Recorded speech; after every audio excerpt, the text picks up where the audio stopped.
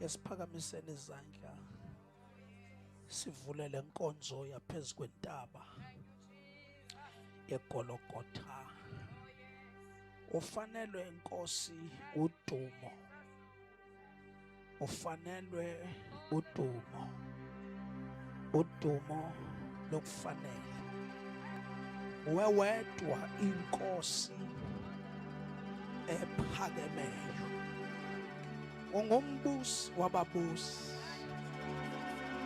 uyinyanga enkulu, umlulamisi, indoda elapha ingaphethe isikhwama, umabizwa asabele, umathunywa njengomntwana. Ebusuku kuwe makube khona udumo, wena ohlele esihlalweni sobukhosi, ongaphakanyiswanga iphathi, ongavotelwanga. Bayethe ngqongqoshe uwongqongqoshe, bayethe mdala ngazo insuku, wawukhona izinto zingekabikho, izinto ezikhona zabakho ngawe. Zonke izinto ezikhona zadalwa nguwe, nguwe futhi izolo, nguwe inanamhlanje, kanti ke nasemaphakadeni kuyohlala kunguwe. Nguwe ongenasithunzi sakuguquka, nguwe unyaniso. Bayede mokotho kamagayisa, bayede masilasila, sesifikile kuleyo ntaba yaseGolgotha, apho izono zethu zagezwa, sahlanjwa imiphefumulo, sizokhumbula ubetho loba sithola ukuphila, lwabethwa kuwe. Uba ungafanga besingasayi kusindiswa. Bayethe zandla zimancebanceba, bayethe ndoda eyachitha igazi, bayethe wena wathula ekukhafulele. Kuwe izolo, kuwe nanamhlanje, wena ongenasithunzi sakuguquka, wena ongeyondoda ukuqapha amanga. Vulekani masango, ingene inkosi eyayiyodwa esiqofulelweni, athi umphane kubani lozayo, wamkhosi bomvu, uthi wayeyedwa esiqofulelweni.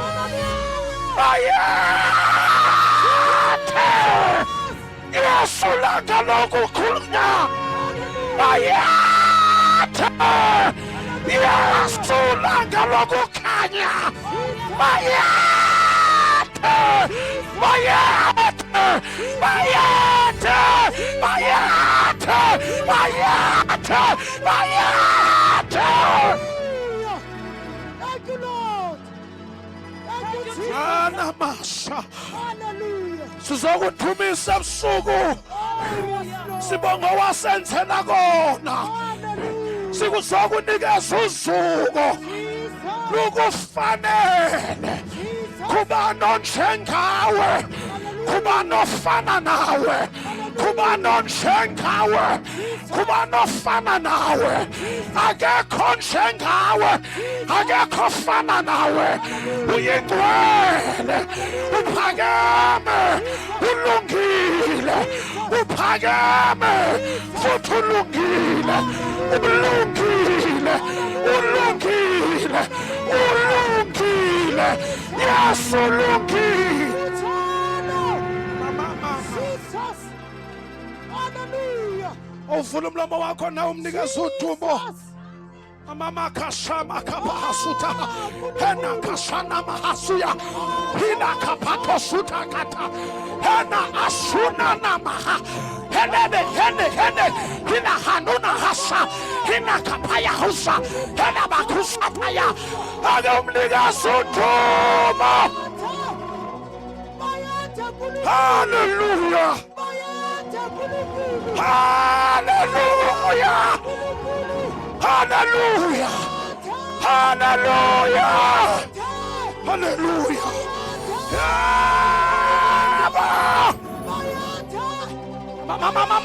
Mama kosha. Hina hana kasatapa. Huraka pakusa. Hena mama katapa. Huraba kasatapa kaya. Hallelujah.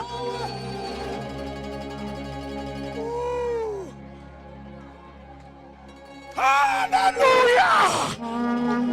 Fanalwa. Fanalwa. Fanalwa. Fanalwa.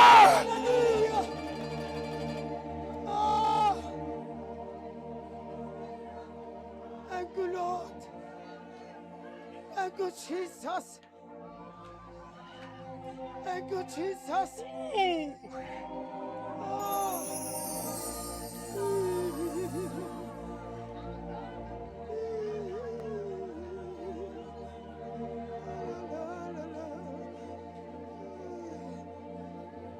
Hallelujah.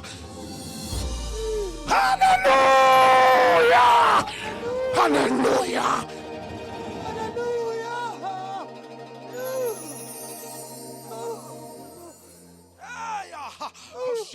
Kapahasuka hena hiakaka hele hasonono hena hasota hikapaha urakata hele baha unakasana hele una hinakapa hele sha. Hallelujah. Hallelujah. Hallelujah. Hallelujah. Hallelujah. Hallelujah. Hallelujah. Hallelujah. Hallelujah. Hallelujah. Hosanna. Hosanna. Hosanna.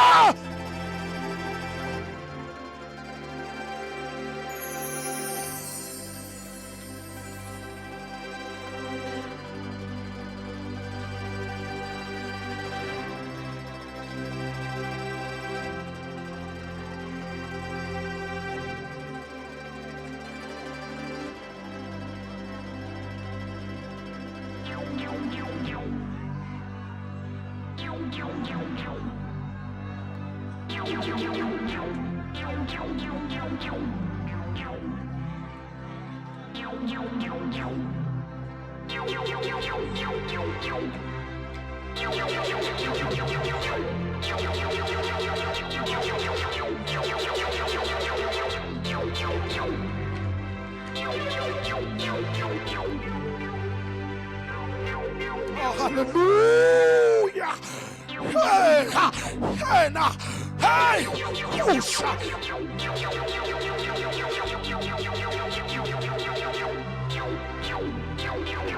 Thank you, Jesus.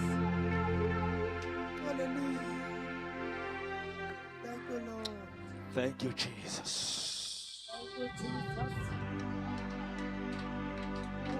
Thank you, Jesus. Thank you, Jesus.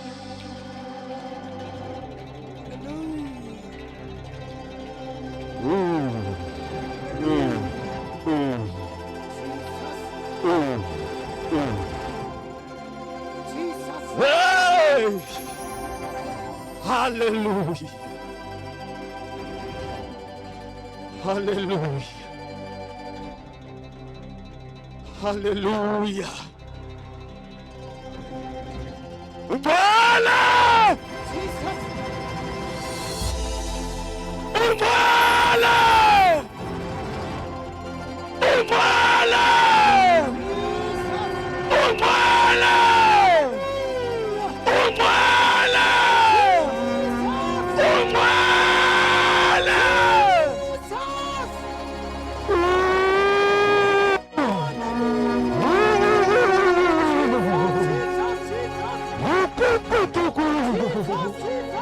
Hallelujah!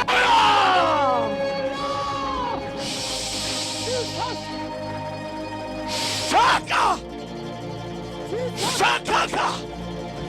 Surara. Suru. Rara kapapa.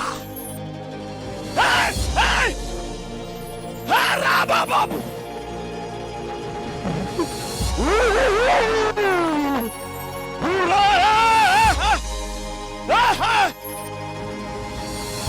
Shaka.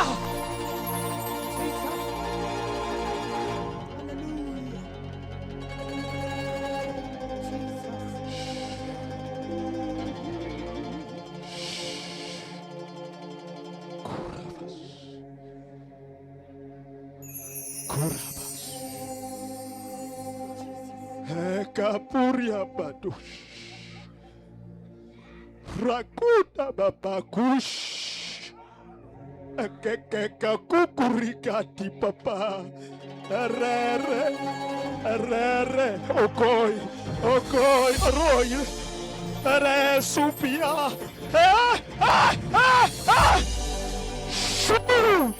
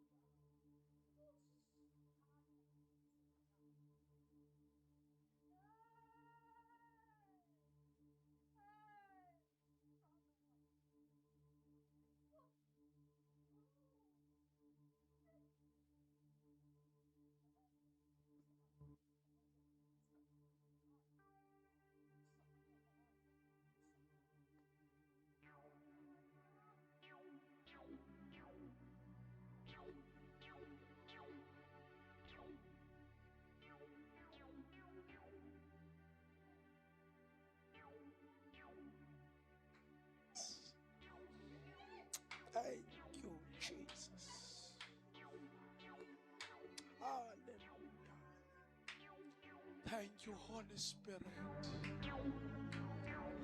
Nakukuvuka na ukuvuka komsi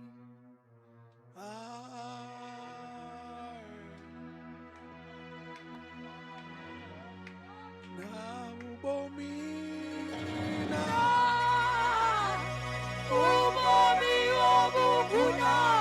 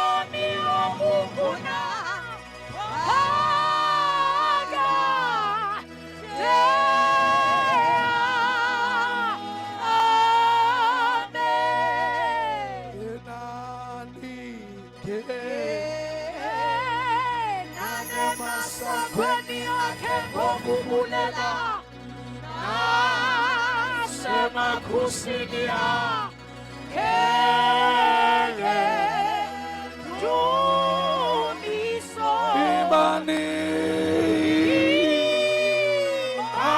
no mubone nanguye itu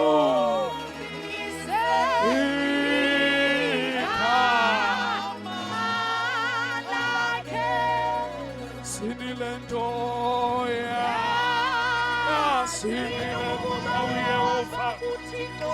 kuyeke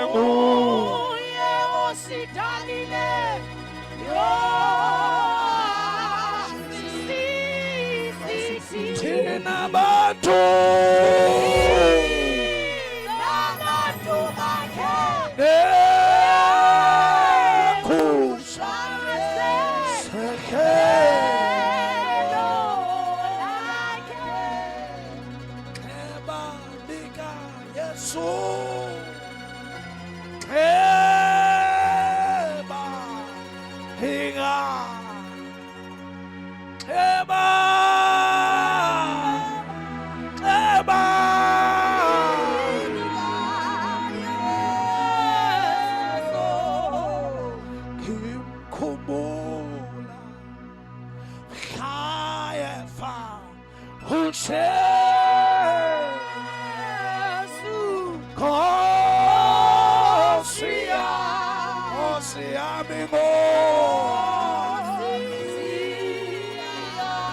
simshayele izandla uNkulunkulu simnikeza udumo.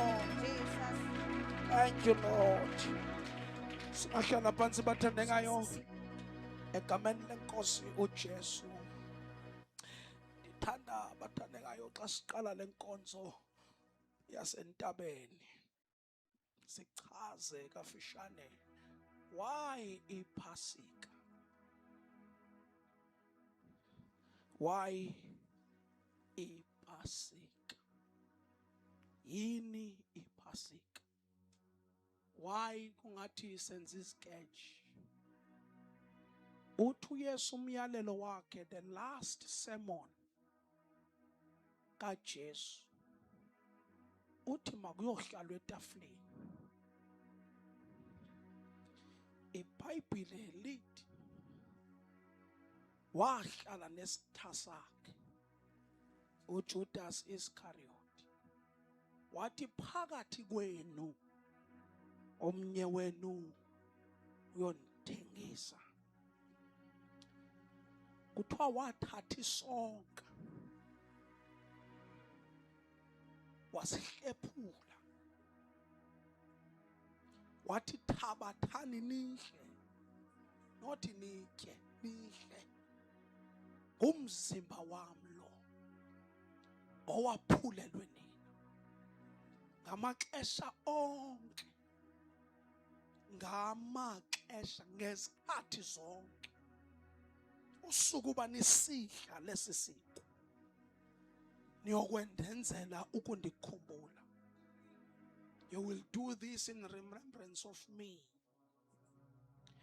Uma nithathe sisonka, kwenzeleni ukundikhumbula. Nithi iBhayibhile wathabatha nayo indebe, wathi le ndebe ingumnqophiso omtsha osegazini lawo. Why iPhasika? iBhayibhile lithi uma ibandla lokuqala uIsrayeli ephuma eGibhithe, kwathiwa indlela enizophuma ngayo, umzi nomzi, every household, fune bahlabe, baslotharishe ixhwane. They must slaughter a lamb. Then igazi leyo mfu bayiqabe on the doorpost.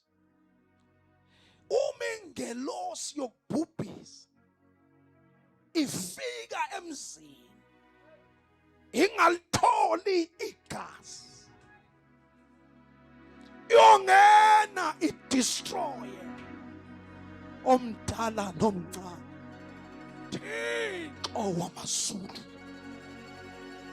into eyokhangelwa ingelosi, umibona igazi, will spare that household, ingawulimazi lowo mzi. Kwathiwa umzi nomzi wahlaba ixhwane, bathatha igazi baqabe emiqadini, emigubaseni. Kuthiwa yafika ingelosi, uma ingalitholi igazi, yangena yadestroya yonke into. Kodwa uma ingena kulo mzi kunegazi, kwathiwa sheshe uqoqe sekuyahanjwa. Ithi ingelosi, when I see the blood, I shall pass over. Ngeke ndidestroye xa kukhona igazi. Masike singathethi ngenkundla namhlanje, sike sikhumbule ukuba khona indoda athi umhlabeleli yanikelwa ngenxa yezono zabantu bonke. Uthi umbhali yehla ezulwini, ingazani nasono, ingenaso isono.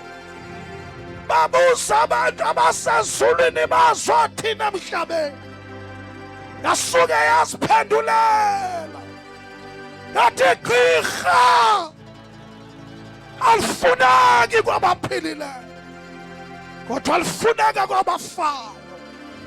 Ithi ndizile ndizosindisa nokukhulula abantu bami.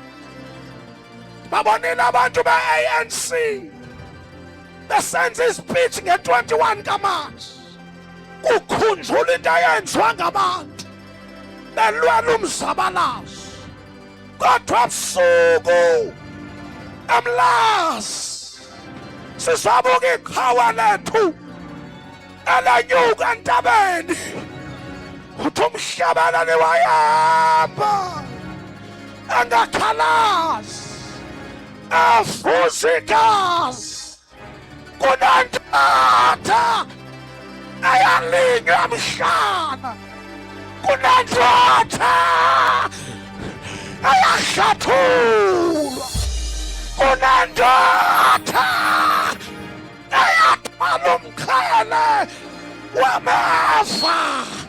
Sizabuka leyo ndoda eyachitha igazi, sizobuka intshatsheli eyahlula ukufa.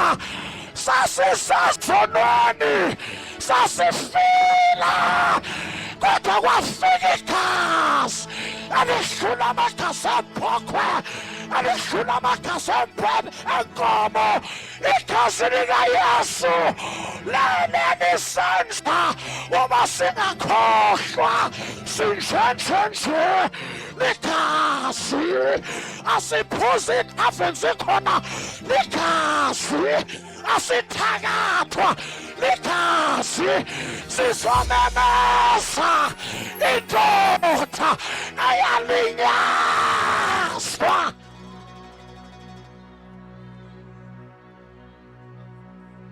Yavula umlomo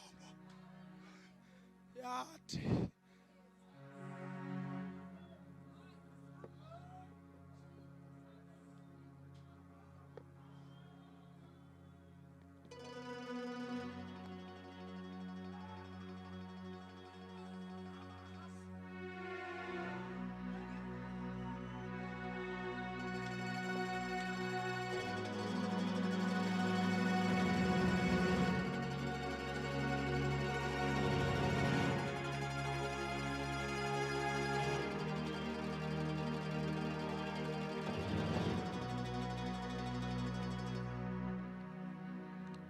Luke 23, verse 34. Cela sifundela ofundayo.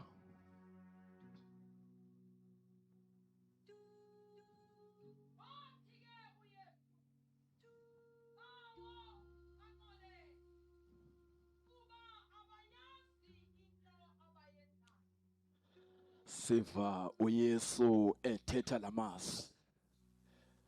For the first time after a long time, ebethule. So uthetha amazwi athi bawo baxolele. Njengokubaxolela nje abayazi lento abayenzayo.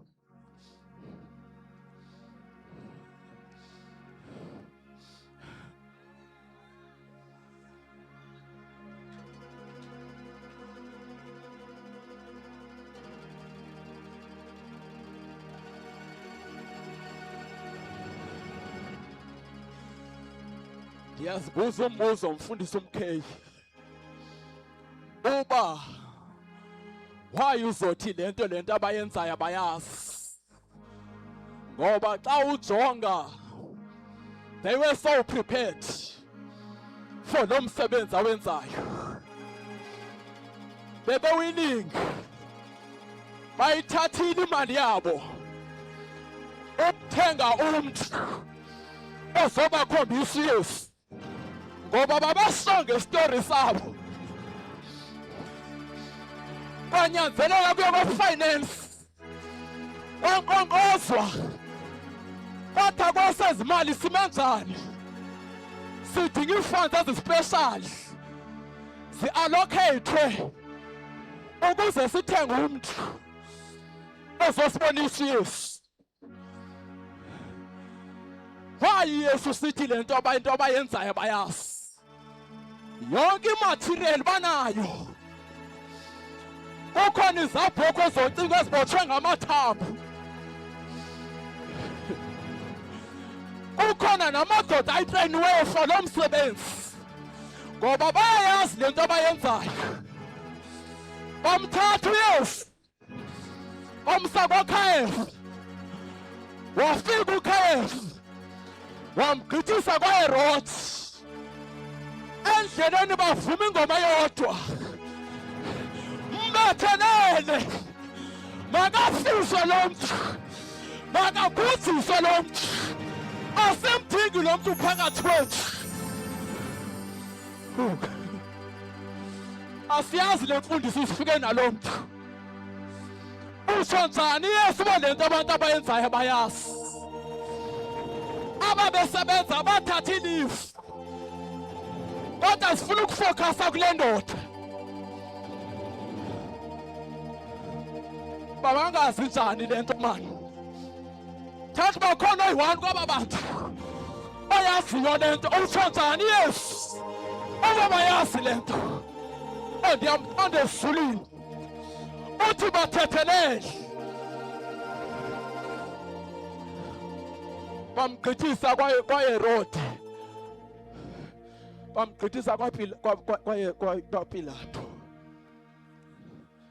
baqhubeka bavuma ingoma eyodwa kuthiwa mbethelele bazihambile zonke inkundla babekhona abantu ababewilingi befuna ukuvela ngale ndoda uba lo Yesu nithi makabethelele siyamazi thina sasikhona iziphalo ezazifuna ukuvela ubusuke siyakwazi ukuhamba kodwa kusiyahamba but zange bayinikeze opportunity sasikhona imfama ezazifuna ukuvela sithi siyayazi le ndoda cela nisinikeze ithuba but ingoma yayi-1 isithi mbethelele makafise makaphuziswe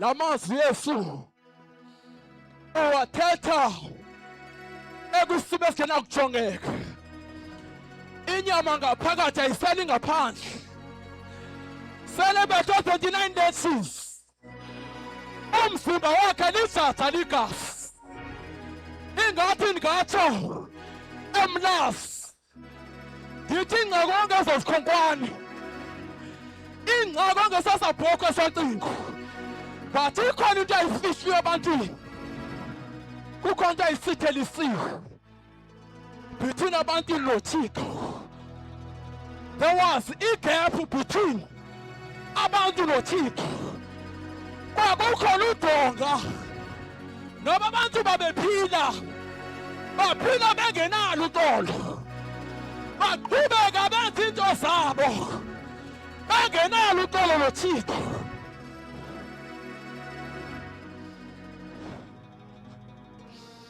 basizamile inzame engathi sibtehle ukwenza uxolo noThixo but kange sisebenzi abese ubhala umbhalo amaHebhere lingathanga lichitheke igazi abukho ukuqonelwa kwezono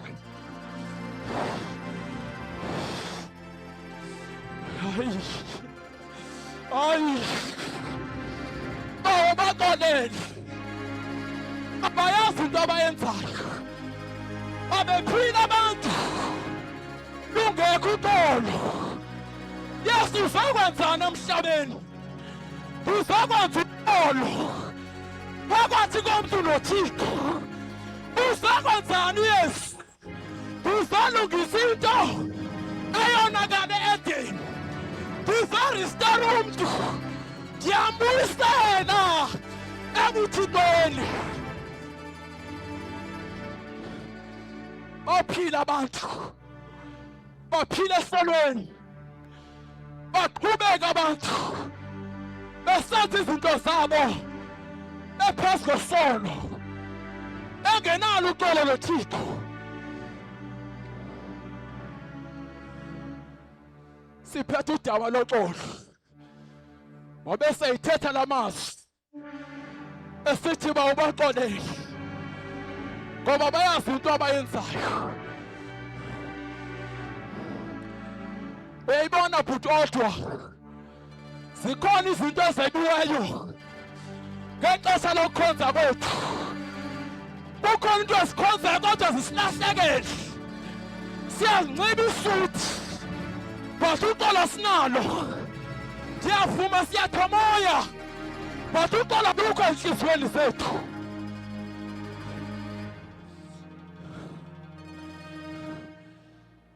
siyaqhubeka endleleni but uxolo sinalo and once kube khona uxolo there is unity once sisaxolelana siyawuthatha into eyi-1 kulehla siyoma ngazwenini siyawuthatha into eyi-1 ngoba sinoxolo once siyathatha into eyi-1 there is power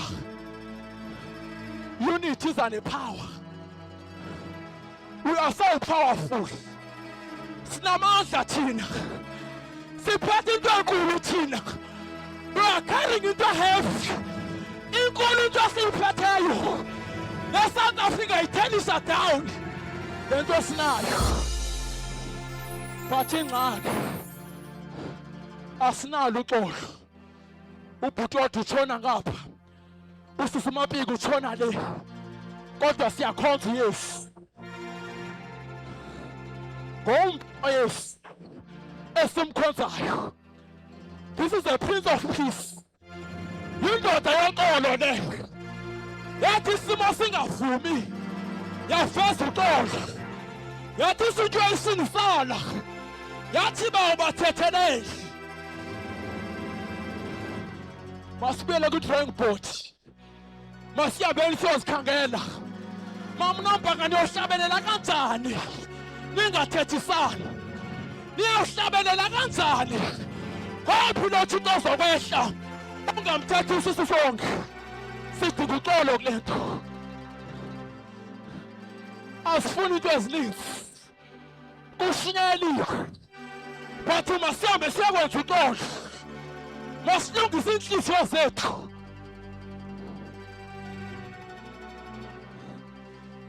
Masiyambeni siyakwenza uxolo. Sigoca inhliziyo zethu. Siyadingana kule nto. We are relatives. Singabantwana bomuntu omnye. Sathanga ngegazi eliyi-1. Le ndoda siyikhonzayo iyaxolela le ndoda. Sikhonza indoda yoxolo. Sinandlela umuntu woxolo. Asixoleli ngoba sithanda. But sixolela because into esasibiza ngayo. Asixoleli ngoba sifuna. But sixolela ngoba into esasibiza ngayo. Bayawusindiswa kanjani? Sizinhlaba zahlukana endlini kaThixo. Bazoba kanjani kule nto yethu? Sihlabana sodwa endlini kaThixo. Kwenzeka ntoni? Kulahleka uxolo. Ngexesha lokukhonza kwethu. Masibuyeleni oxolweni. Ijongiwe le nto yethu. Ibukele le nto yethu. Sidinga uxolo. Asifuni into eninzi. Masibuyele exolweni. Uthi bawubaxolele. Ngoba bayazi into abayenzayo. Abantu abakwazi ukwenza uxolo. Nabazokwazi ukwenza uxolo. You need to die in yourself. But kuKristu ngaphakathi kuwe. Wena ngokho manje yakhathala wena. Wena nakuxolo lihamba luphele. But udinga umnikazi woxolo. Akwenzise uxolo. Ngeke usenzele ngawakho amandla. But siyamdinga lo owabethu. Siyamdinga lo owalinyaza. Makungagqami thina. But makwande yena. Makungaveli thina. Makuvele yena. Masingavezi thina ebantwini. But masifase umnikazi woxolo.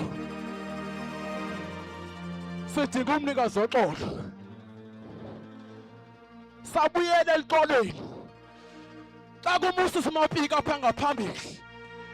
Soba i-backup yakhe sakhupha ngemva. Sime naye emthandazweni. Ngoba sikumkhosi wasezulwini. Akumayiwani. Sima naye emthandazweni. Sithi bawumfihla. Bawumgcine. Umthethise inhliziyo yakho. Ngoba kuthetha abantu abanoxolo. Ngeke kwasinceda uncube kakuhle. Ngeke kwasinceda ukuzecaweni every day. But siyalidinga uxolo. Ngoba selidala sikholwa. Kodwa siyahamba kule ndlela. Futhi endleleni siyagilana. But masihambeni siyokwenza uxolo. If silandela le ndoda asinayo i-choice. But masihambeni siyokwenza uxolo. Baxolele ngoba bayazi into abayenzayo.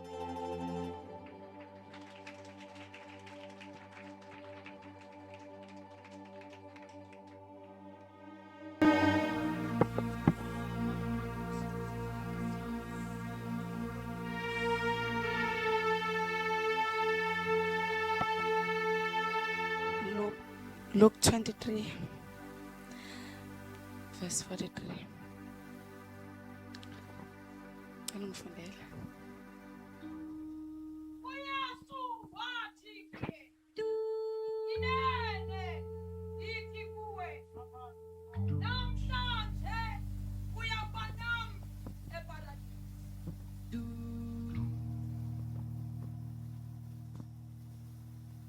Jesus. Hallelujah. Hallelujah. Lasifunda khona bazalwane.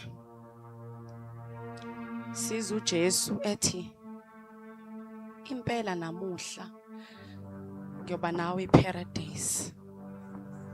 Jesus. I just want to define the word paradise.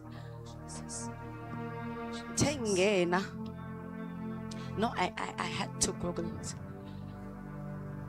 Latia, at a state of supreme bliss. Jesus. Oh, bazalwane ngilandise kanje kancane. uJesu kuthiwa baye ehambe ngakhalazi. Ekhambeni kwakhe ngakhalazi. Kuqala ivula umlomo wakhe wathi baba baxolele.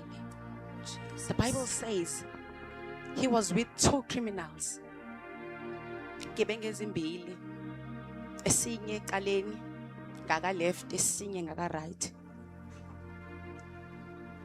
Lesinye siyakhuluma noJesu sithi, aren't you the Messiah? Awuyena yini wena lo Messiah esasitshelwa ngaye kwathi uyeza? Because he was coming. Oh, she's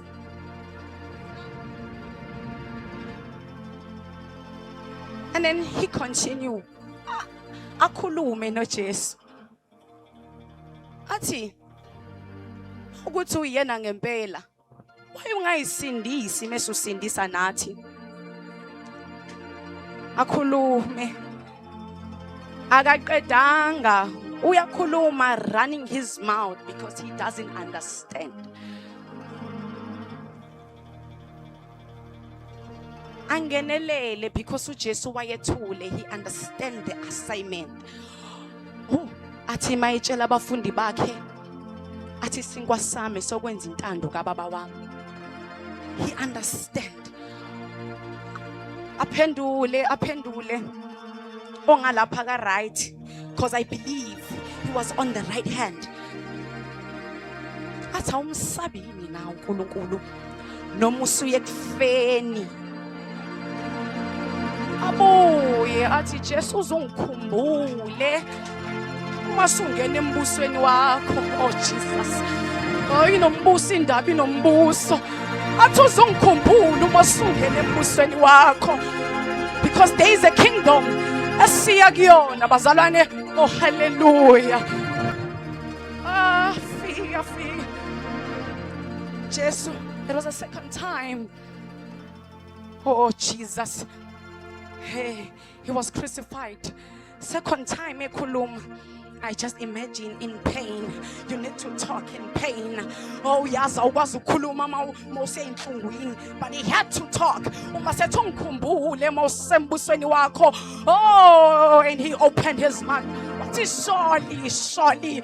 Oh, I saw you. I will be with you in my paradise. I'm going to be paradise.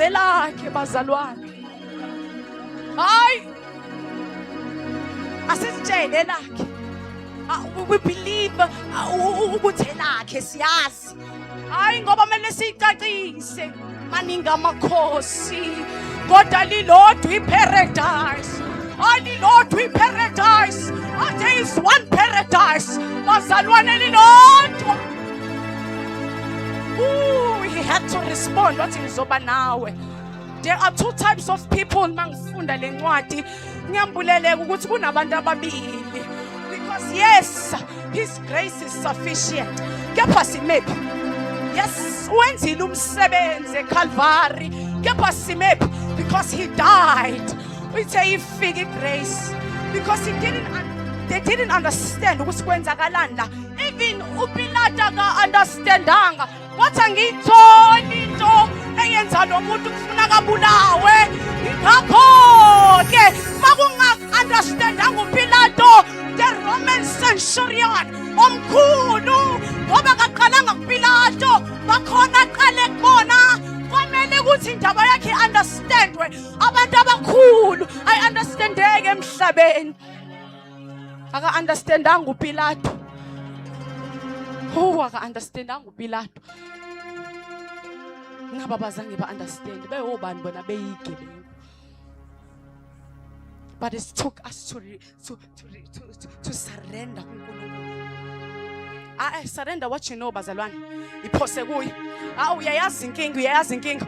Uyazi ukuthi ngiyisigebengu, kodwa bekumele ngiphose kuye. Surrender. Hayi, woza usurrender. Phosa kuye ngoba kukhona umbuso esiya kuwona. Akungena asingachophani, angeni nobubani, akungeni nobuba. You need to set apart. Akuhlukaniseke. Which side are you on? Ngisezweni noma ngisembusweni? Because we need to live like sesikuyi kingdom, because we are in the kingdom. Bazalwane, we are in the kingdom. Abantu ababona but thina ngaphakathi kuthina we understand there is a kingdom le esiya kuyona. Oshanda yakhosayana kune kingdom esiya kuyona. Oh hallelujah. Understand, we have a kingdom. Ahleli. Hayi, isikhathi sihambile kakhulu. And then Jesus responded, ngizoba nawe paradise. I said there are two types of abantu emhlabeni. The one who obey. Bathi siya surrender. Akusho ukuthi asihluleki. Siya surrender. Asihluleki. Siya surrender. Yes, ilast corner, but we surrender. Oh, Shanda Kasaya. But we surrender and say, Lord, nanti ngiyavuma ngiyisona. Because in those osibulala esikhathini samanje we forget grace and be self-righteous. Sigqoke phela thina sabafarisa ngithi sigqoke kuduma ukuthi phela abantu abasindisiweyo Shandaya, abantu abasindisiweyo baneyinhliziyo ezimbi. No, it's the self-righteousness. Lapho ufuna umuntu aguquke ngesikhathi sakho. Hayi bazalwane, we cannot convince abantu, but we can pray for them. We are the intercessors. Abathi noma sebehluleka abantu sibabizela embusweni. uNkulunkulu onamandla onke ungcwele wena mombathe, ngoba wena uyakwazi ukukhipha umuntu esisonweni siyamekhipha ngegama lika Jesu, ngegama elinamandla. We surrender for them. We surrender on their behalf. Ngoba bako understand. Angikhuluma nawe wemuntu ongana Jesu. Woza nangu Jesu. There is a paradise. Siyahlupheka. Oni ngigqoke kanje. Hayi, those who know me, they know anginalutho, but nangu Jesu. Hayi bengekho nje. Nangu Jesu. Hayi ngizoba nawe eparadise. Ukhona indawo. Kukhona indawo asiya kuyona. Paradise. Obey God. I'm not fixated. Kulonga ongambhekanga wamnikeza ireference ambona ukuthi he is the Messiah, because there is no way ukuthi wena kokobona ukuthi lo Jesu uJesu. Dlali ngathi wena. You know you don't work. Hayi wakanjani wifu ungasebenzi? Phela sesisho wena lo sindisi wanganando. Yeka nje ukuthi uyastruglisha njengoba ubhuti likhashilo ukuthi unenhliziyo. Sesizoyithini? Sesizo surrender on your behalf. Sithi bawo baxolele ngokuba bakwasaba kwenzayo. Shandaya khosandaya. Lord, we pray. Sizobalanda because there is a paradise. Sizoqonda because there is a paradise. Esimele siyeyo. Siyaya. I do not care.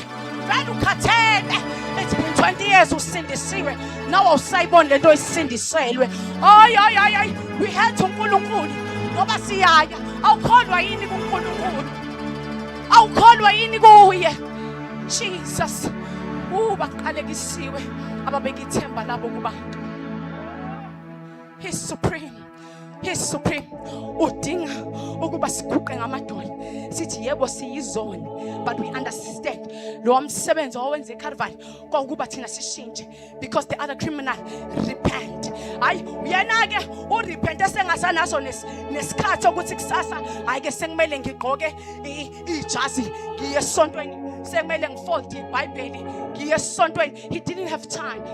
But uNkulunkulu usitshengisa ukuthi if we surrender to him and give all our heart, phela into ngenhliziyo. Hayi uthi uSamuel, hayi uNkulunkulu yamtshela uSamuel uthi mina ngibuka la abantu bebuka khona, uthi mina ngibheka inhliziyo. Uthi ngibheka inhliziyo.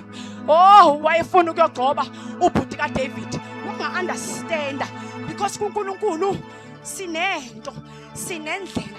Hayi bazalwane, do not manipulate isystem kaNkulunkulu. Say manipulate siyabazalwane. Sizoqonda. Yes. The message says, surely I will be with you in my paradise. Siyavuma phansi phela. Hey, jika iparadise liyeza ngoba libalindele abanjengawe. Lifuna uqonde. Lifuna uqonde and have the spirit of discernment. Ukuthi Nkosi kuyajiwe emhlabeni. Hayi sasiphuza. Hayi babuzile ukuthi kanjani. Sengikhuluma ngomuntu owehamba ama-club kanjani. And when you spend time with God, ngoba ngeke uguquke usahamba isonto, uguquka uma uhamba noNkulunkulu. Walk with God, uzombona ephendula impilo yakho. Pray in secret, uzombona ephendula impilo yakho. Why ufuna ukuba abaFarisi? Because you judge the Pharisees. Why? Namhlanje unathi eparadise. We thank God for this amazing Passover. Sizohamba siqonda ukuba siye paradise. Asiko swenke Mnceba siye paradise. No, asiko swenke Mnceba siye paradise.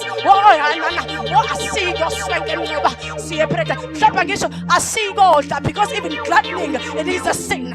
Oh Jesus, we have time. Ngoba siye paradise. Make it quick bazalwane.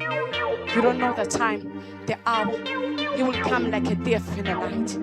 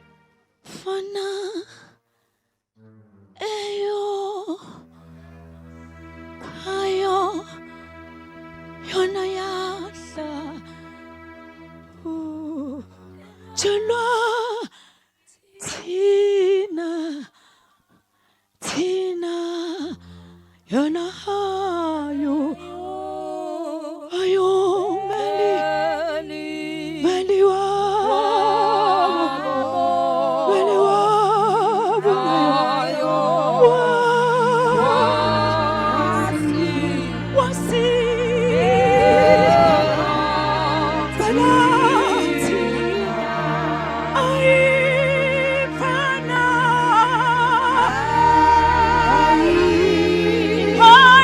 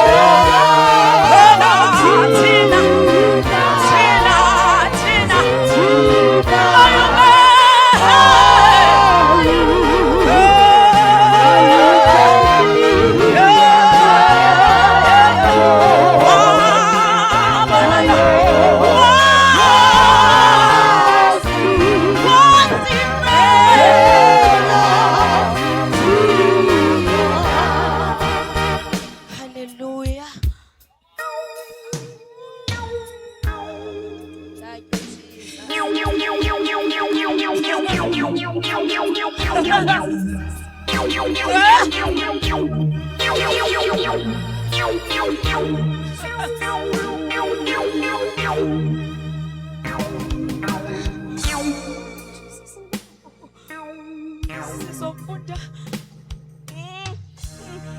ncwadi John 19 verse 26 and 27. Lozongifundela igama likaJesu. uYesu ngoko akumbona unina, naye umfundi abemthanda emikhona. Uthi kuye unina, mfazi, nanko unyana wakho. Andule athi kumfundi lowo, nanko unyoko. Wathi kwakwelo lixa umfundi lowo wamthabatha wamsa kwikhaya lakhe. Hallelujah. Hallelujah. Siyambona bazalwane uJesu bemkhaphela. Oh Nkosi yami beyombethela esiphambanweni. Hallelujah. Wayehamba engakhalazi evuza igazi. Hallelujah. AbaJuda ayemkhaphela uJesu esiphambanweni. Ngibona nangesikhathi hallelujah uPetru emkhiphela kubona ethi lo akenza nganto ngoba wengaliboni icala kuye. Bathi noma bemkhulumisa bembona necala kepha uPetru wathi lo akenza nganto. Hallelujah. Wahamba uJesu ethwele isiphambano. Hallelujah. Bambelana ngengubo zakhe bezidabula okwathi ihembe lakhe lalingenamthungo.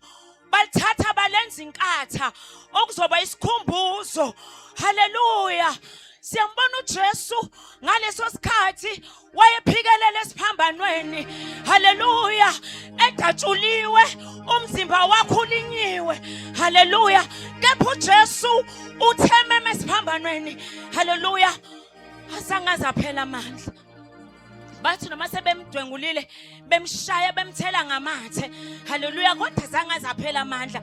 Okunaloko washiya kulabo ababekhona phakathi kwakhe, washiya i-assignment yokuthi lowo nalowo melazi ukuthi sonke simele ukubethelwa.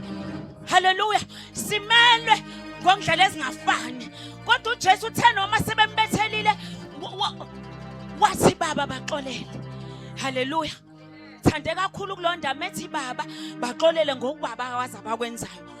Uthe meqhubeka wathi namuhla ngizoba nani eparadise lika baba. Hallelujah. Uthe mebheka uJesu ekusosona leso siphambano wakhohlwa inhlungu kuyo, wakhohlwa usiza abhekene nalo. Wathi mebuka phansi wabona ukhona uMaria Magdalena, waphindwa wabona ukhona uMaria umkaKhefasi. Wazobona nomfundo wemthando. Ashezwini lakhe athi mame bheka indodana. Mame Nkosi yami bheka indodana. Aqhubeka athi indodana ngoba lento ayifunakala ithi ihambe ngomuntu oyedwa. Ayidinga umuntu oyedwa lento. Idinga thina sonke. Ingakho wathi methi mame bheka indodana, waphindwa wabuyela eceleni wathi indodana bheka umame ngoba lento ayidinga umuntu oyedwa, idinga thina njengebandla ukuba sibhekane. Hey! Dinga ibandla likaKristu. Ngimthanda lapha yaku-Efesu 5 verse 29 athi ngalokho akekho noyedwa ozonda inyama yakhe, kepha uyiphatha kahle ayinakekele njengalokho uKristu wathanda ibandla. Sithandiwe, senzeliwe umusa, sathethelelwa izono zethu. Isibona namhlanje sanga sikhululekile ngoba sathethelelwa, amacala ethu aqolelwa. Ngaba sikho lapha, ngaba namhlanje ukuba uJesu azange azadela ubomi bakhe. Hey, ukuba uJesu azange azavume lapho wayethemba uNkulunkulu. Kukona konke wayerepresent uNkulunkulu anaye. Ngoba uba kuthiwa kuyimina nawe sasingese sivume, kepha yena wavuma ngoNkulunkulu wakhe. Bazalwane, lento inginikeza ukuthi silibandla la Kristu kumele sithandane.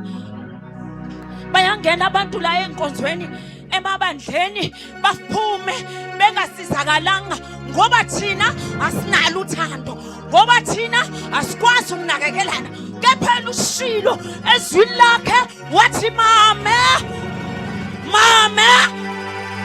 bekungavuka Maria banesikhathi abazoyenza intetho kaThixo, kuvuka uJohane. Yebo, abazoyenza intetho kaThixo bayapha Maria ababekhala. Hey, okuthiwa ngophezabo zitempesi bayaphi? Bayaphuzwana ebandleni, lifile ebandleni kaThixo limoshwa yithi. Bapho Maria balensuku, hey, abathi bebona ukuthi izinto azihambi kahle bahlala emthandazweni, babanikele uNkulunkulu, bathi Nkosi yibo laba, bathi yibo laba, siyabona umsebenzi awusahambi kahle nabo Nkosi. Bapho Maria bensuku lifile ibandla likaKristu ngoba sekwaphela uMaria. Abebaba phamajuku baphume bathi Nkosi siyobabeka kuwe. Mame bheka indoda.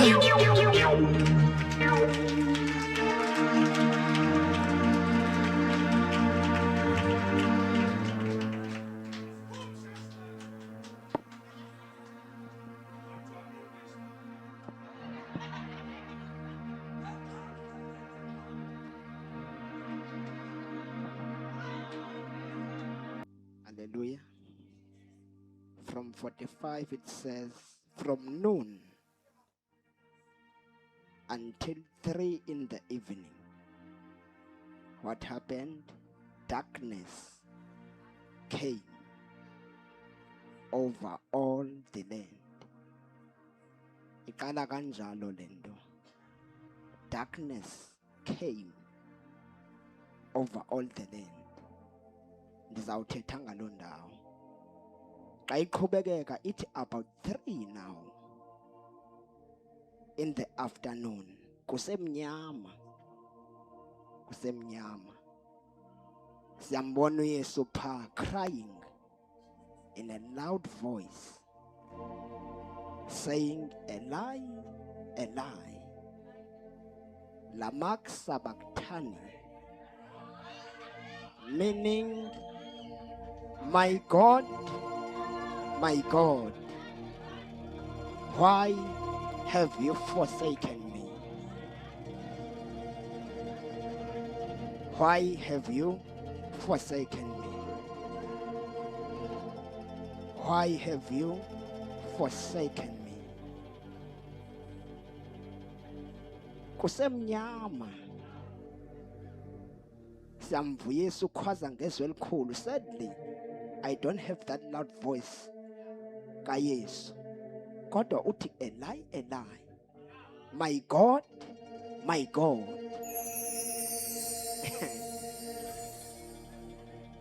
Ibalekile lento bendiye ndatsho emaxohleni. My God, my God. Kumnyama. Kodwa my God, my God. Right in the darkness. Akukho mnandi kodwa my God, my God.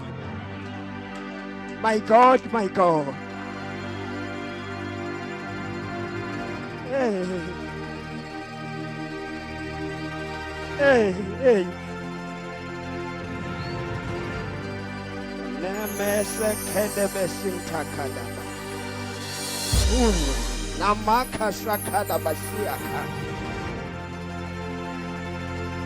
Eneme kasakadaba. Una nama sakana masia. Una ba kasakana masiaka. Nemese kelebe. Oh, thank you, Jesus. Thank you, Jesus. Hallelujah. So right here in this verse, Yabona, there is a man, Jesus. He is rather in much pain, as you all can tell. Not only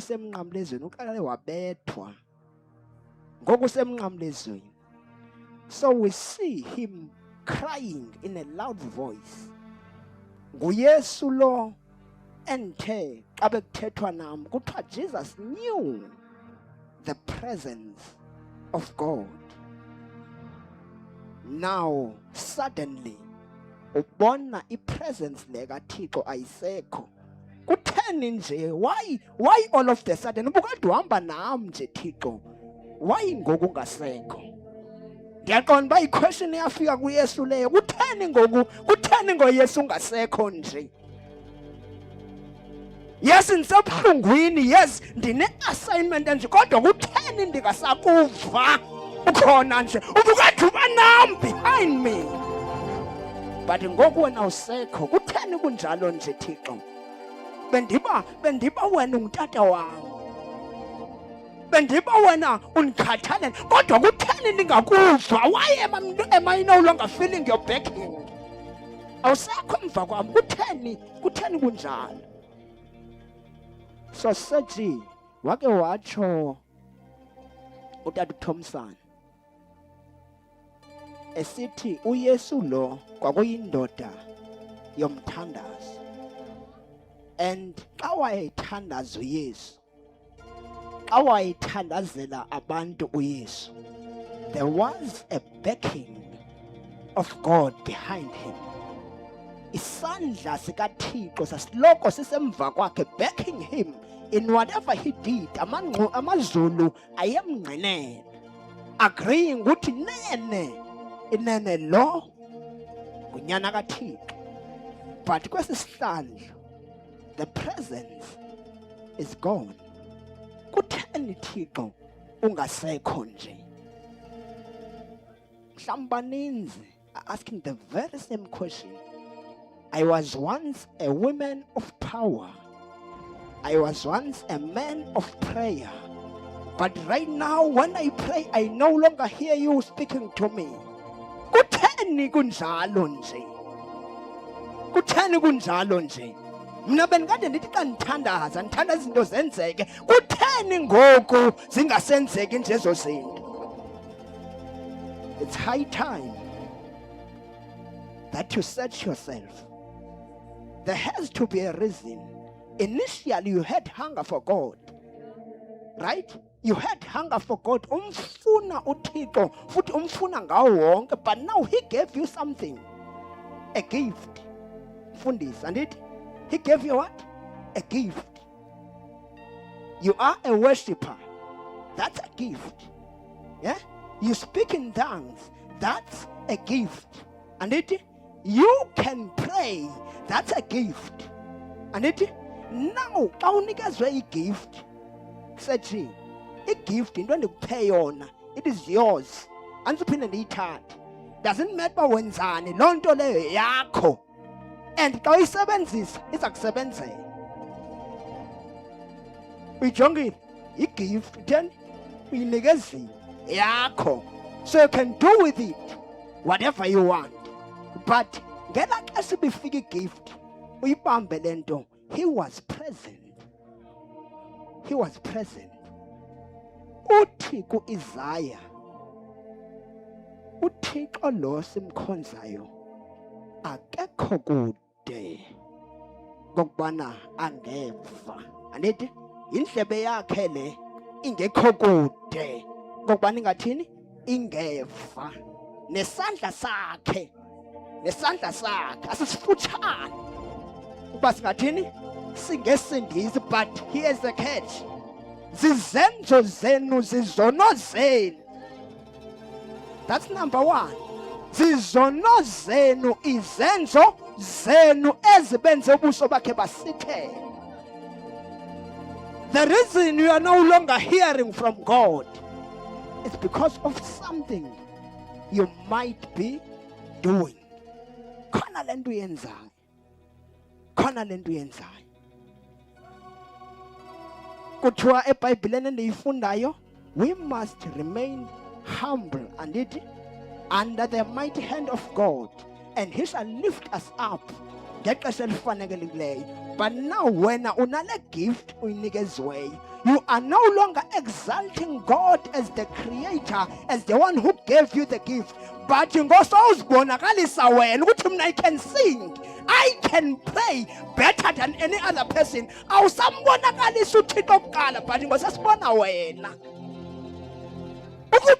pay something.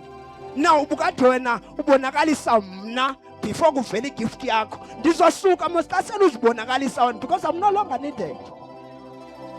There's a stain ngokhona lento ikhona apha kuwe ebikade ingekho initially. A stain.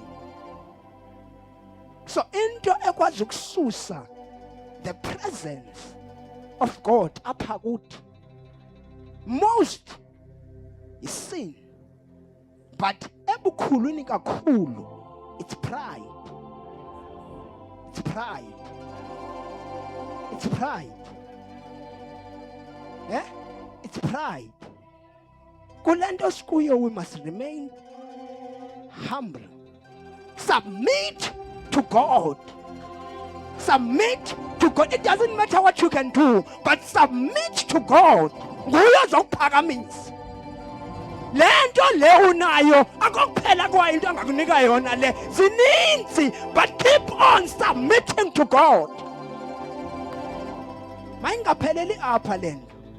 Andazi noba ndimndodwa na, but yabona kule kingdom sikuyo sukonela yinto eyi-one uThixo akunikeza. There is more. Make room for izinto ezintsha uThixo afuna ukwenzela zona. There has to be more. So that you can only do that one thing. There has to be more. Make room. Room. Allow him to lead you. Allow him to lead you.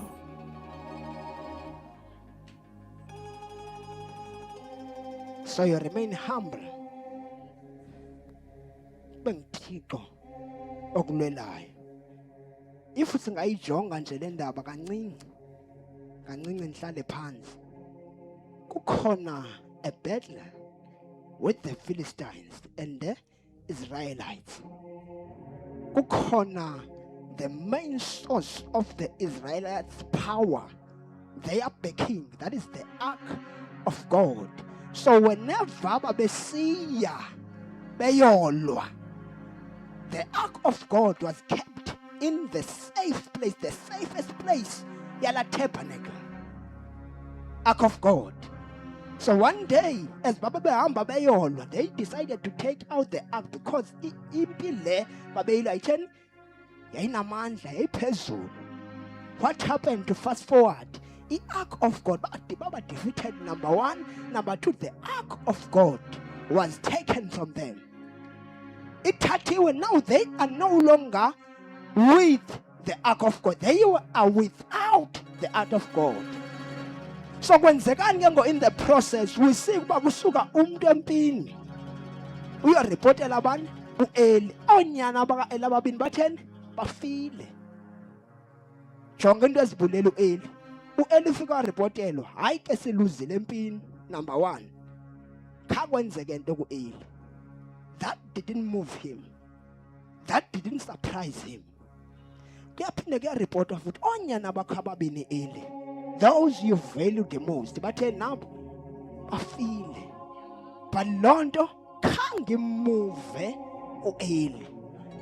Yiva ngoxa kuthiwa the ark of God, the ark of God lo bekade enilwela, la presence bekade ikhona isekho.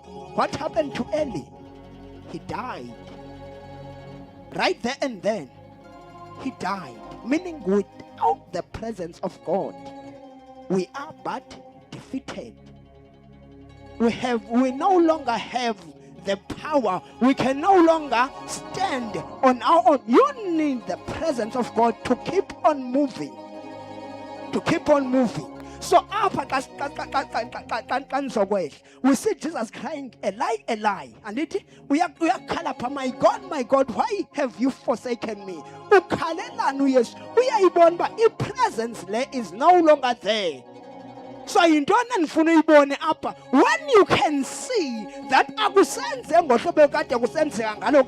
first search and then cry for the presence of God. Go back the presence of God. Surely He wants you to totally surrender yourself to Him. You must totally deny yonke lanto ubukade udepende kuyo, yonke lanto ubukade uyethemba. Come back to Him, uzithoba, and then surely presence kaThixo izabuyela kuwe. That power, that urge to pray, that urge for the soul winning ubukade uyiva, uzawuphinda uyive xa uthe wane desire ufuna ntoni? The presence of God. Ngoba uThixo uyakwazi ukuthula ebesemnqamlezweni. Wathula uThixo uYesu ephi esemnqamlezweni. Ulithini izwi lokuqala bawo baxolele besesekhona. Andithi bengekabikho mnyama besesekhona. Walithwa lesibini, namhlanje ndizawuba nawe, ubesesekhona uThixo. But uthexa isitsho elesine uyabona uYesu man, no sekumnyama ngoku. Ijonge lento kwiGenesis, and ekuthiwa the earth was formless, kumnyama kusesithokothokoyini. And what happened? I-earth le njengoba yayimnyama had a need for intoni? Ukukhanya. Uyayivana into itshoyo? I-earth le had a need for what? Ukukhanya. Now that the earth is crying for the need yokukhanya, wenzani uThixo? The Spirit of God hovered pha ebumnyameni. Moya kaThixo athini? Wafika wafukama. And then after umoya kaThixo umuvile, God spoke, let there be light. But first, there must be a presence. A presence. For God to speak to you, He speaks to you only in His presence. So to go in His presence, deny yourself.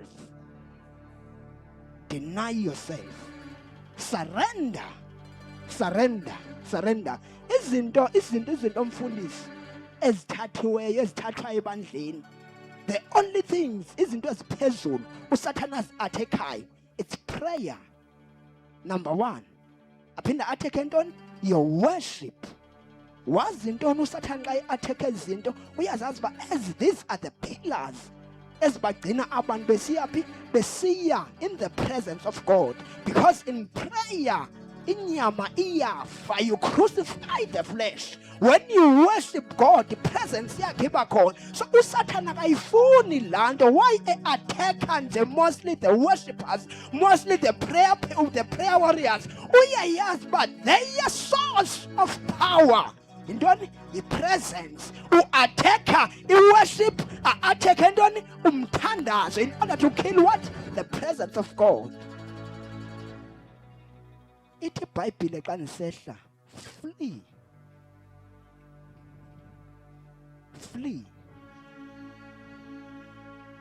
Suhlala kule nto, suyi-entertainer, just flee. Flee youthful lust.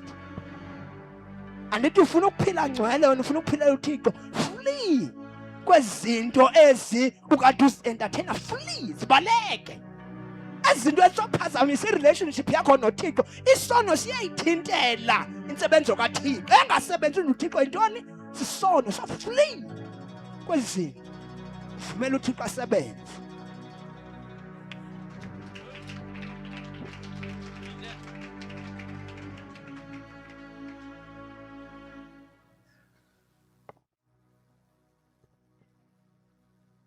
John 19:28. Later, knowing that everything had now been finished, and so that the scripture would be fulfilled, Jesus said, I am thirsty. Cela sibambe izinto eziyi-2. The fulfillment of the scripture and him saying, I am thirsty. His thirsty came after the knowledge of the fulfillment of the scripture. Unless the scripture is fulfilled, Jesus is no longer thirsty. What pushes him to be thirsty is the fulfillment of the scripture. The same Jesus who is now thirsty in the book of John 7:39 from verse 37. Uthi, is there anyone thirsty? Let that person come. But today he knows the fulfillment of the scripture. Himself say boldly, I am thirsty. Why the source of love, the source of water becomes thirsty? It is because he sees the fulfillment of the scripture. The fulfillment of the scripture,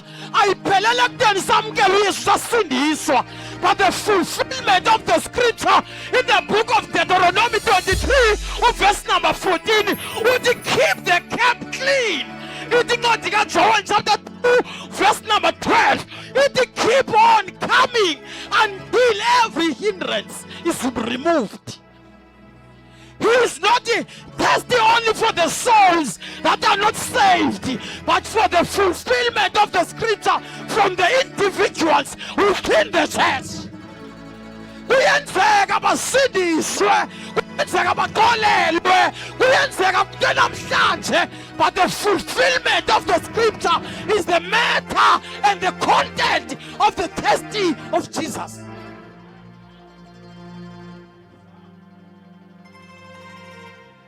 You being saved doesn't make him thirsty, but only the fulfillment.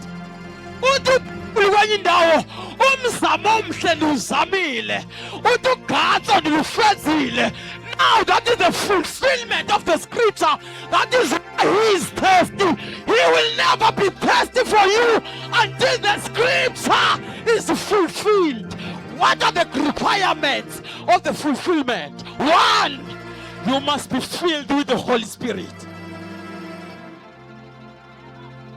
Number 2, when you accept Jesus, you walk according to his principles. Because he will never be thirsty for you unless you obey him. Those who love me must follow me. He will never be thirsty for the sinners only. Even us, he is thirsty, waiting for the fulfillment of the scripture. Why? We are saved, but the scripture is not fulfilled.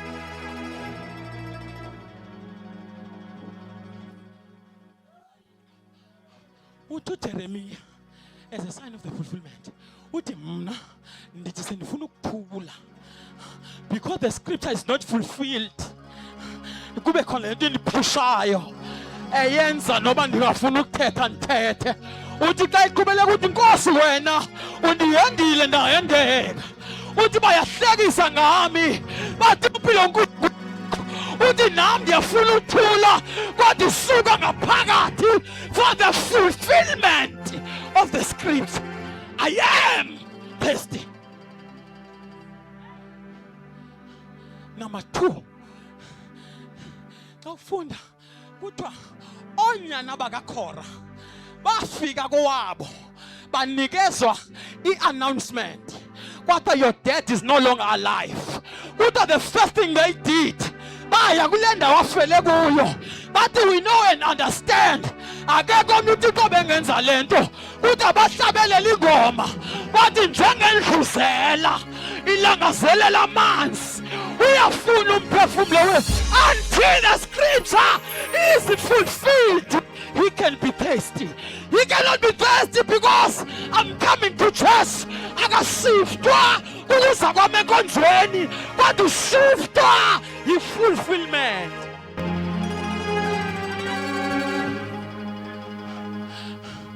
You don't stop drinking until you feel like you are filled.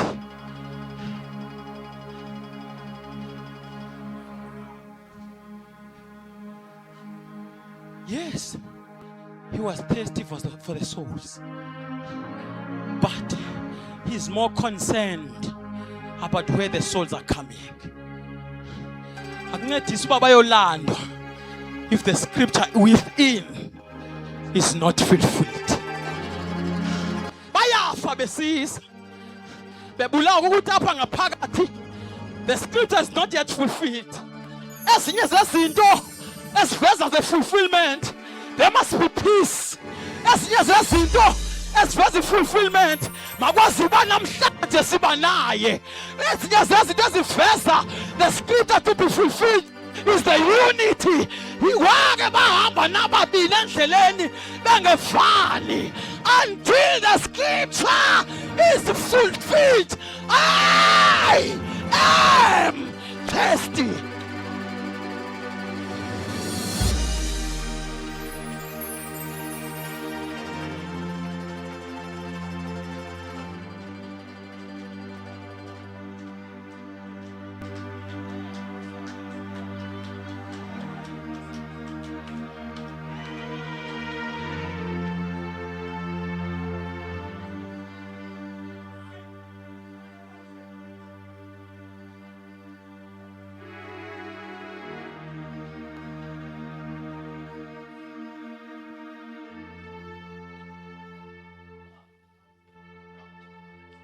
John chapter 19, verse number 30.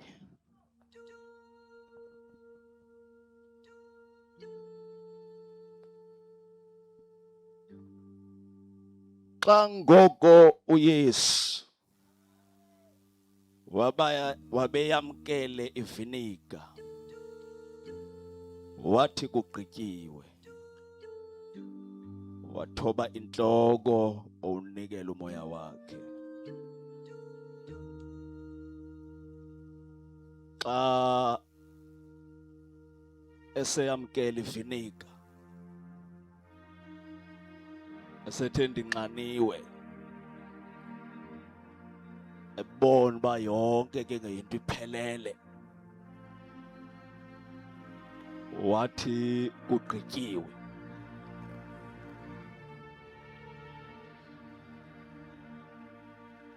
Xa ngoko seyamkele a sour wine, wayamkela, and then he observed uba yonke into iphelele, wamemeza wathi kugqityiwe.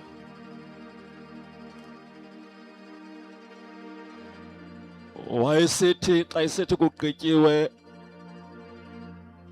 akho nto intsha izophinda iqalwe,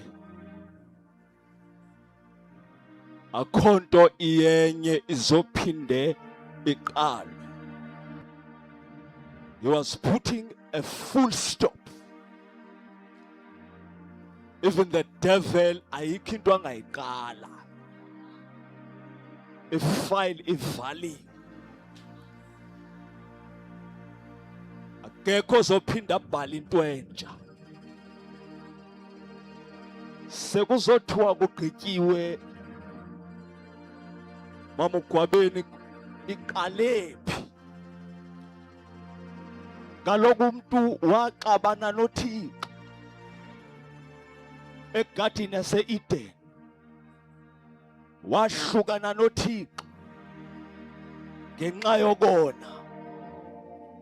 And the Bible says they were chased out of the presence of God. Babephila ebukhoneni bukaThixo. Ubuqaqawuli, the glory, babephila kuyo 24/7. The power of God yayihleli ikubo. They had authority over the animals. Babenegunya phezu kwayo yonke indalo. uThixo wayisehla ngamaxa athile azoba visita ashindumiso emazulwini ayohlala nomuntu achithe imini nomuntu. But one day inyoka yeza yabona the unity between a man and God. Yazohlukanisa umuntu noThixo. Wona umuntu wamamela inyoka endala uSathane. Baphuma kobobukhona tata. Bagxothwa sebegxothiwe. Lehla izinga lobuthixo. The level abebephila kuyo yayilingana with God. Babekwazi ukuviva ifuture bebona izinto ezizoza just like God. But the moment bosona the level downgraded. Kwasuka ubukhona, kwasuka i-authority, kwaqala kwangena ukufa emntwini, kwaqala kwangena izigulo, kwaqala kwangena i-rebellion, kwaqala zabona ingonyama xa zibona uAdam zabona inyama ekubeni bezikade zibona uThixo ehamba phakathi kwazo. But kwaqala kwakhona umsansa phakathi komuntu noThixo. Oh, kwenziwa amatiletile ezulwini, kwahlalwa phansi, wathi uThixo, there's a part of me esukileyo umuntu wami. Wathi mzansi sizokwenza njani? Wathi masike sifumane istrategy ukuze nibuyisane lo muntu. Wathi masizame ibhokhwe nenkomo. Ake sizame inkomo sibone uba azizosebenza. Wathi khawuye eGabhiyeli hamba odlulisa umyalezo uba umuntu uzoxolelana igazi lenkomo nelebhokhwe. Kwabona ukuthi ayisebenzi loo nto, i-authority ayibuyi, uxolelo kwezona uphela ziyafihleka.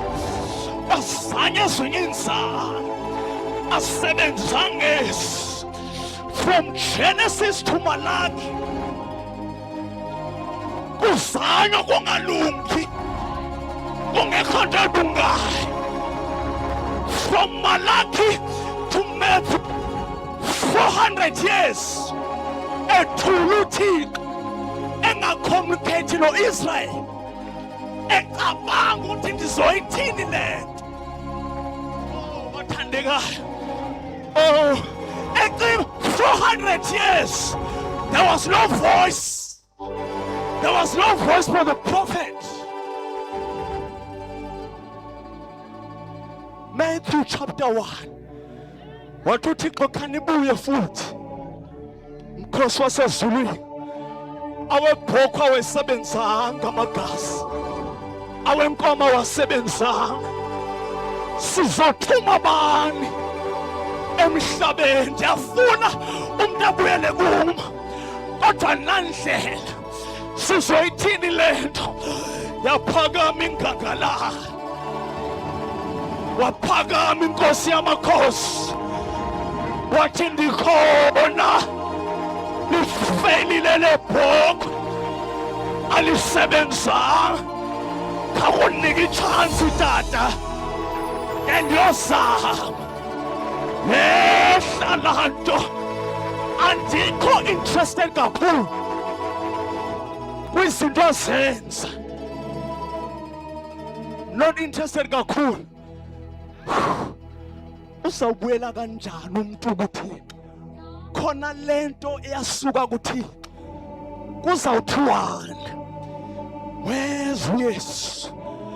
I'm not interested kakhulu with 3 years of ministry, kodwa ndifuna le ndawo apho adayiswa khona, ayobethelwa khona. Because the mission was ukufezekisa isibhalo. Igazi lebhokwe lelegusha lisebenzanga, kodwa igazi likaYesu lile singena ngalo. Ithi iBhayibhile wafa sebethiwe laphana ligazi esibingelelwe kwi-altar kwi-Holy of Holies. Yadabuka ingubo sangena thina. Oh bathandekayo, safakwa ligazi elikaYesu.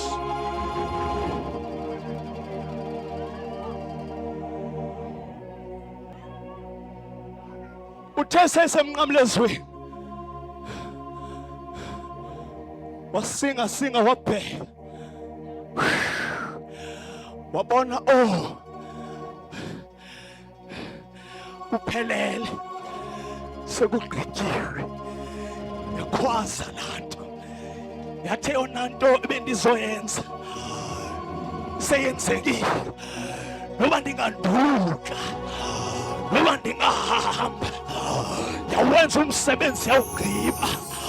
Yathi kugqityiwe, izinto zonke zibuyiselwe, amandla wethu abuyiselwe, ukuphila unaphakade wabuyiselwa, i-authority yabuyiselwa, amandla phezu kwendalo abuyiselwa. Kugqityiwe, kufeziwe, kwapheleliswa.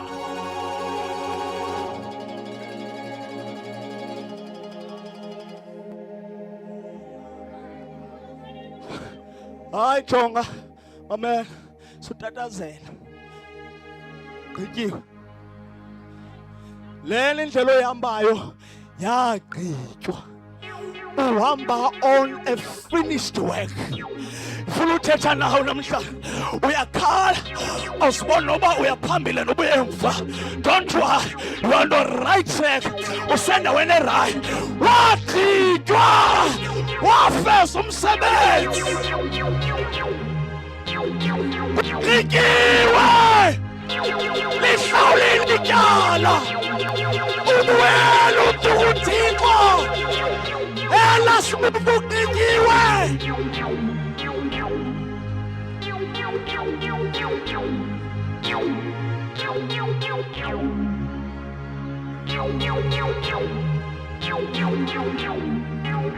It is finished. It is finished. Child of God, it is finished. Akumnandanga ebomini bakho. Don't worry man. It is finished. Wagqitywa lo msebenzi. Uyaya ukwi-destiny yakho. Kufeziwe. Kugqityiwe.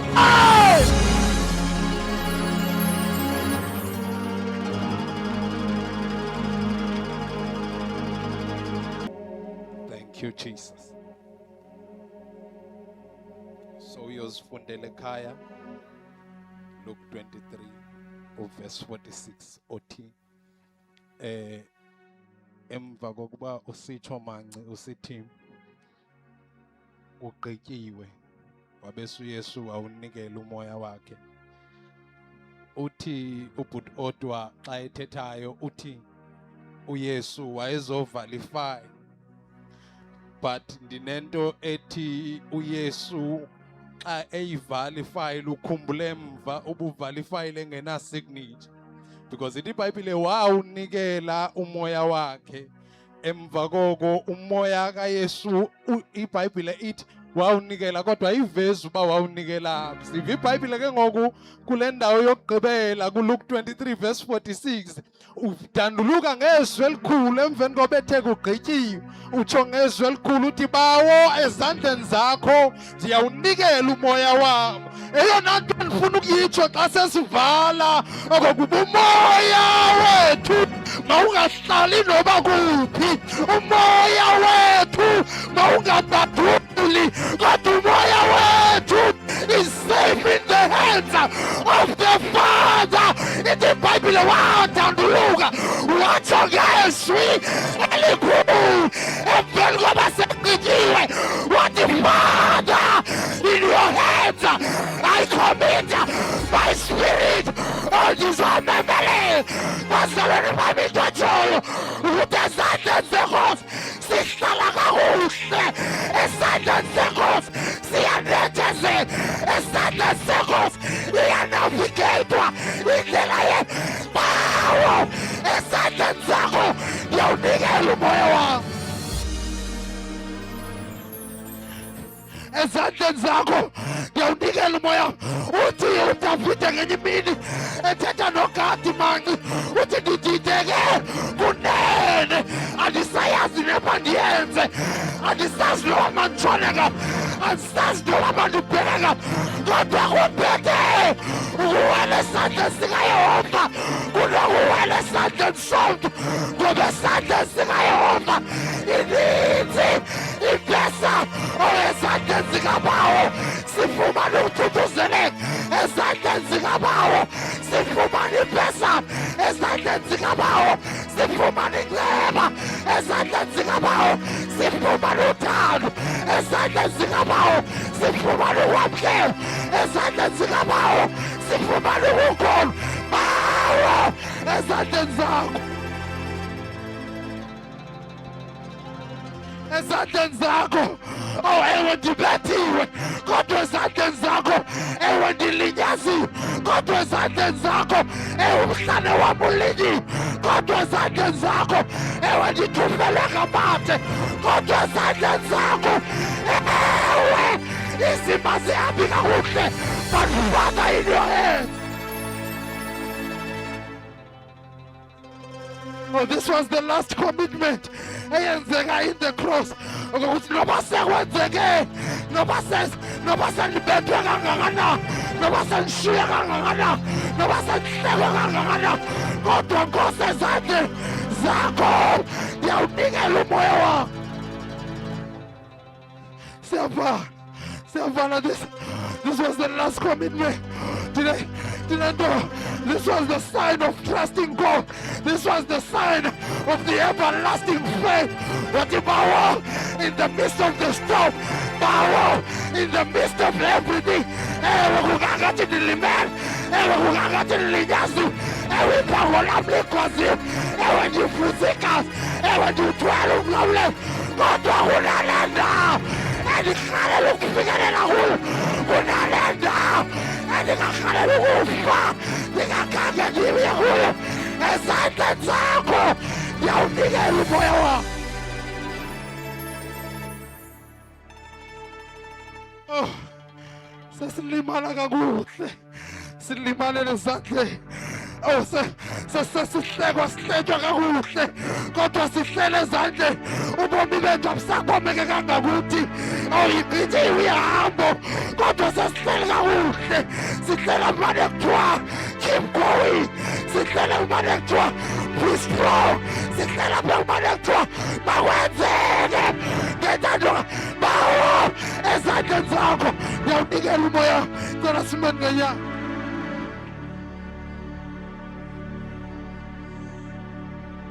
Ake sithandazeni sonke sikhuleke sibonge lo msebenzi opheleleyo. Sonke bathandekayo, before siphume, please do not march out singakhulekanga. Ake sibonge le Nkosi, iNkosi engungqongqoshe. Oh, izanini izizwe zonke. Sibonge nansi indoda eyasenzela umusa. Sivule imilomo sonke sikhuleke. Uphakeme Nkosi yezulu. Phakeme kakhulu. Phakeme Nkosi yezulu. Phakeme Nkosi yezulu. Phakamisa izandla zakho ebusuku. Simnikeza udumo. Inkosi yabethwa. Sonke sikhuleke bathandekayo. Thank you, Jesus. Hallelujah. Thank you, Holy Spirit. Siyabonga moyigcwele. Enkosi ukusifela. Siyabonga Nkosi yezulu. Hallelujah. Thank you for dying. Thank you for giving your life for us. Oh, what a ransom. Siyabonga. Siyabonga. Siyabonga. Hallelujah. Thank you, Holy Spirit. Uthuma lungo lwakho Nkosi. We give you all the glory. Wena ohlezi embusweni ongena kuguqa. Siyabonga uNkulunkulu. Thank you, Holy Spirit. Nkosi moyigcwele. Lachitheka igazi. Sasinda thina. Siyabonga. Thank you, Lord. Thank you, Lord. How can we forget? You have done so really much for us. Siyabonga. Siyabonga. Ubasibizwa ngabantwana bakho. Abesinqabani. Siyabulela. We love you, Lord Jesus.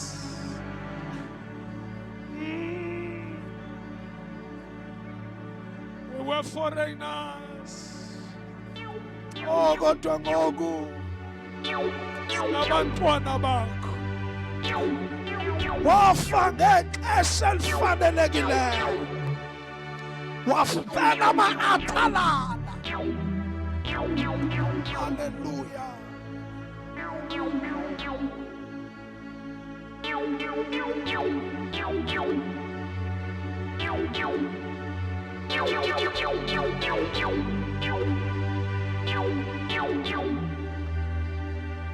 No Sunday Sundakanda Bakadosetia Hata Shundona Mahatu Sakababa Kurende Hede Yahato Sodakanda. Thank you, Holy Spirit. Before Sivale Batandegayo Sacela nje bangcwele bam sikhuleke nabantu. Sikhuluma ngombuso lo ongazanyazanyiswa. The unshakable kingdom. The everlasting kingdom. Umbuso lapho ababotshweyo bakhululwa khona. Umbuso lapho abaneglectiwe baregrethwa abantu abangasafunwa nasemindenini. Umbuso ovula izandla othi wozanini nonke nina enisindwayo nenibulalekayo. Wafelwa nawe le ndoda uthi umbhali inhlungu aziva singazixeli. Ufelwe nawe. Ufelwe noba u-infected. Ufelwe noba uzibona ungafanele ukukholwa. Ufelwe. Uthanda umoni ophendukayo. iBhayibheli lithi uyomlandelela umoni kuze kube sekufeni. Buya mntwana. Buyela ekhaya. Before sivala inkonzo. Nansi le ndoda. Ayathanda isihlalo sobukhosi. Yavuma ukuhlaziswa ukuze uthole ukuphila. Before sivala amehlo siyakhuleka. Sivala amehlo siyakhuleka.